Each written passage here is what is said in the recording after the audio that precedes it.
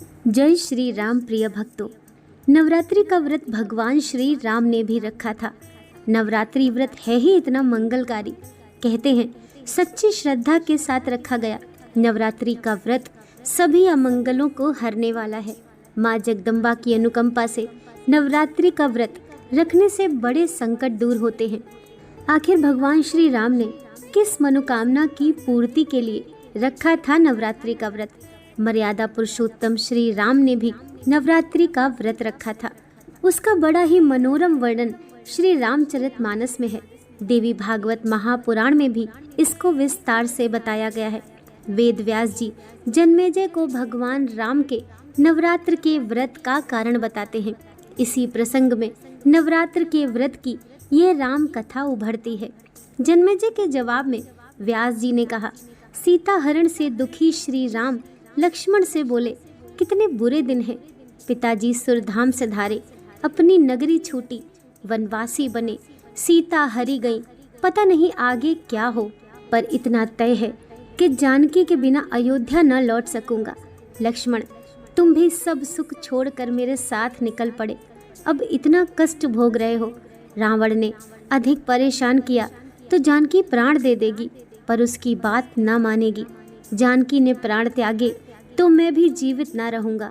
लक्ष्मण बोले, भैया आप चिंता न करें, बहुत से वानर सीता माता की खोज में गए हैं, जल्द ही उनका पता चल जाएगा। मैं अकेले ही सारे देवताओं और दानवों को जीतने की क्षमता रखता हूँ।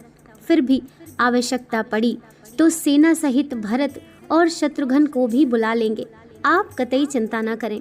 भगवान राम और लक्ष्मण ये सब बातें कर ही रहे थे कि नारद आकाश से विशाल वीणा बजाते और झूम झूम कर गाते हुए वहीं उतर आए। नारद जी ने रामचंद्र से कहा, राघव, तुम साधारण मानव की तरह इतने दुखी क्यों हो? देवलोक में मुझे पता चला है कि रावण ने सीता का हरण किया है। उसने सर्प को माला समझकर अपने गले में डाल लेने वाले किसी व्यक्ति की तरह ये काम किया है। निराश मत हो, उसके वंश का नाश अब निश्चित है। ये कैसे होगा मैं बताता हूँ। इसी अश्विन महीने में नवरात्र व्रत करो। नवरात्र में उपवास, भगवती की पूजा, उनके नाम का जप और हवन हर तरह की सिद्धियाँ देने वाला है। और ब्रह्मा, विष्णु, महेश, इंद्र तक यह व्रत कर चुके हैं। कठिन परिस्थिति पड़ने पर तो यह व्रत जरूर करना चाहिए। विश्वामित्र, भृगु, वशिष्ठ और कश्यप ने भी यह नवरात्र व्रत किया था। वे सब माँ भगवती की कृपा से अपने ऊपर आई विपत्ति को टालने में सफल रहे। इसीलिए आप रावण वध के लिए इस व्रत को जरूर करें।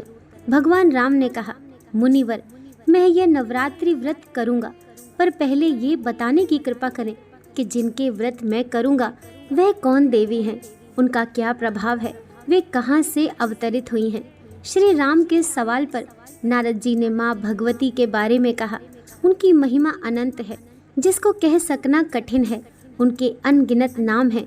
वह आदि शक्ति देवी है जो हर जगह हमेशा विराजमान रहती है, और यही देवी तीनों लोकों की सृष्टि करती है। ब्रह्मा जी और वेद इन्हीं से प्रकट हुए हैं। भगवान राम ने कहा, मैं पूरी लगन से आदि शक्ति का यह व्रत करना चाहता हूँ। कृपया व्रत के विधि विधान बताइए। इस पर नारद जी बोले, एक ऊंचा आसन रखकर उस पर भगवती जगदम्बा को स्थापित करके 9 रातों तक उपवास करते हुए विधि विधान से उनकी पूजा करनी चाहिए। मैं इस कार्य में आचार्य का काम करूँगा। अश्विन मास आ गया था। भगवान राम ने मुनिवर नारद जी के कहे अनुसार किष्किंधा पर्वत पर एक ऊंचा आसन बनवाकर भगवती जगदम्बा की मूर्ति रखी। नारद जी के बताए अनुसार उपवास करते हुए भगवान राम के साथ लक्ष्मण भी हवन, पूजा पाठ और जप में लगातार लगे रहे। अष्टमी तिथि आई। भगवान राम ने माँ जगदम्बा को 108 नील कमल के पुष्प चढ़ाने की व्यवस्था कर रखी थी। वह एक एक करके पुष्प चढ़ाते जा रहे थे, पर 107 पुष्पों के बाद आखिरी नील कमल गायब था। रावण ने अपनी माया से उसे गायब कर दिया था। अब रात हो गई थी। इस दुर्लभ नील कमल की व्यवस्था असंभव थी। ऐसे में कहीं पूजा अधूरी न रह जाए। भगवान श्री राम बड़ी चिंता में पड़ गए। कहीं माँ जगदम्बा रूठ न जाए। अचानक उन्हें स्मरण आया कि उन्हें कमल नयन भी तो कहते हैं। एक नील कमल की जगह उन्होंने अपनी एक आंख निकालकर अर्पित करने का फैसला लिया।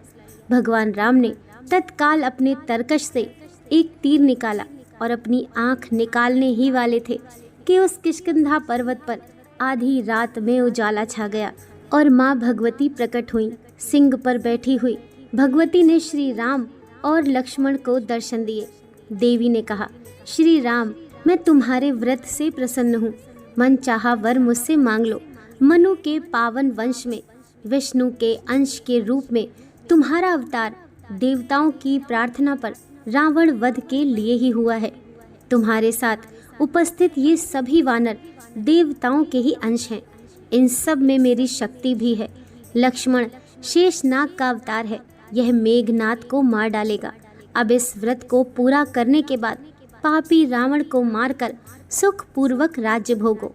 11,000 वर्षों तक धरती पर तुम्हारा राज्य रहेगा। इसके बाद तुम अपने परम धाम को सुधारोगे। व्यास जी ने कहा। ये कहकर भगवती अंतर ध्यान हो गई। भगवान राम बहुत प्रसन्न हुए। नवरात्रि व्रत समाप्त करके दशमी के दिन भगवान राम लंका की ओर चले, पर उससे पहले विजयदशमी की पूजा भी की थी। दोस्तों, वीडियो पसंद आई हो तो लाइक कीजिए। ऐसी ही और कहानियों के लिए चैनल को सब्सक्राइब कीजिए। जय श्री राम।